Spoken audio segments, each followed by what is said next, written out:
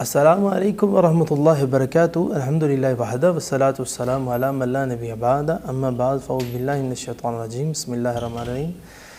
ناظرین، سوال یہ ہے کہ ایسے خواب جن کے آنے سے انسان کے حالات بہتر ہو جائیں، تو ہاں یہ بہت ہی پیارا سوال ہے۔ تو انسان خواب کے اندر چاول دیکھتا ہے تو اس کی دو تعبیریں اہم تعبیریں ہیں کہ اللہ ایک تو ان کی امید پوری کر دے گا، اور دوسرا اللہ رب العالمین دولت سے نوازے گا۔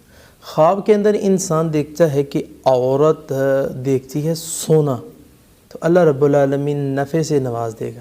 اور اسی طرح خواب کے اندر انسان دیکھتا ہے کہ میں وضو کر رہا ہوں، تو اللہ رب العالمین ان کے مقصد کو پورا کر دیں گے۔ اور اسی طرح ناظرین، خواب کے اندر انسان دیکھتا ہے کہ میں اڑ رہا ہوں، تو اس شہر سے اس شہر جا رہا ہوں، یا اس گلی سے اس گلی جا رہا ہوں، یا میں اڑنا شروع کر دیا میں نے، تو ان کے حالات تبدیل ہو جائیں گے، فوراً اچھے ہو جائیں گے، بہتر ہو جائیں گے کہ اللہ رب العالمین کامیابی سے نوازے گا۔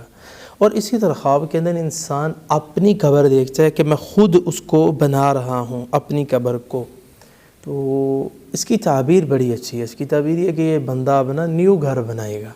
اور اسی طرح خواب کے اندر انسان دیکھتا ہے کہ میں دوڑ رہا ہوں، میرے پیچھے لوگ لگے ہیں، تو اس کو ڈگری، عہدہ، شہرت، فخر، وقار اللہ رب العالمین عطا کریں گے۔ حالات کے متعلق قرآن مجید میں اللہ فرماتے ہیں تلک الایام نداولها بین الناس، ہم لوگوں کے درمیان دنوں کو بدل بدل کر لے کر آتے ہیں۔